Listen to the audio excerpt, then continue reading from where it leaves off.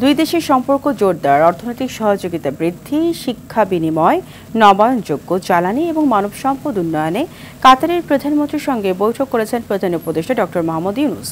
তরুণদের স্বপ্নের দেশ গড়তে কাতারের সহযোগিতা চেয়েছেন প্রধান উপদেষ্টা। কাতারের প্রধানমন্ত্রী রোহিঙ্গা সংকট সহ বাংলাদেশের উন্নয়নে পাশে থাকার আশ্বাস দিয়েছেন। রুদ্র রফিকের রিপোর্ট।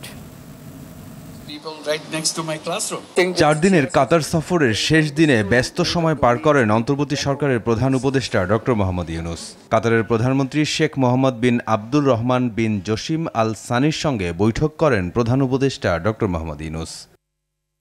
কাতারের প্রধানমন্ত্রী বাংলাদেশের সঙ্গে বন্ধুত্বপূর্ণ সম্পর্ককে বিশেষ গুরুত্ব দিয়ে বলেন, এই সম্পর্ক আরও দৃঢ় ও ফলপ্রসূ করতে আগ্রহী দেশটি। রোহিঙ্গা ক্রাইসিসের জন্য তাদের সাপোর্ট চেয়েছেন এবং কাতারও বলেছেন যে হ্যাঁ, রোহিঙ্গারা তাদের দেশে ডিগনিটির সাথে ফিরে যেতে পারে, সেই একটা সলিউশন সবাই খুব দ্রুত এটা খোঁজার তাগিদ দুজনের মধ্যে ডিসকাশনে ছিল।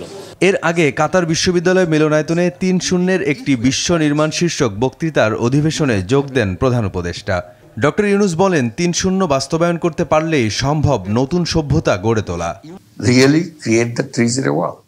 সত্যিকার অর্থেই পৃথিবীতে ৩-০ বাস্তবায়ন করতে হবে, তাহলেই আমরা একটি নতুন বিশ্ব তৈরি করতে পারব। এটি টিকে থাকার একমাত্র উপায়, অন্যথায় আমরা শেষ হয়ে যাব। দুঃখ প্রকাশ করছি বিশ্ব সম্পর্কে খারাপ অনুভূতি প্রকাশ করার জন্য, কিন্তু এটি এড়িয়ে যাওয়ার সুযোগ নেই। তরুণরাই এই পরিবর্তনে অন্যতম শক্তি। একটি রূপান্তরিত বিশ্বে যুব নেতৃত্বকে শক্তিশালীকরণ শীর্ষক একটি ফায়ারসাইড চ্যাটে যোগ দেন প্রধান উপদেষ্টা। New civilisation will not be a place of jobs. নতুন সভ্যতায় চাকুরি প্রত্যাশীদের স্থান হবে না, এটি হবে উদ্যোক্তাদের বিশ্ব। প্রত্যেক মানুষ জন্মগতভাবেই একজন উদ্যোক্তা। প্রকৃতি মানুষকে উদ্যোক্তা করে তোলে, মানুষের চিন্তা জগৎকে কাজে লাগিয়ে সৃষ্টিশীল করে তোলে। কিন্তু মানুষ যখন চাকরি করে তখন তার চিন্তা শক্তি অকার্যকর হয়ে পড়ে। এর আগে বিদেশি বিনিয়োগকারীদের সঙ্গে বৈঠক করেন প্রধান উপদেষ্টা ডক্টর ইউনূস। ব্যবসায়ীদের বাংলাদেশে বিনিয়োগের আহ্বান জানান। That's what we're looking forward to.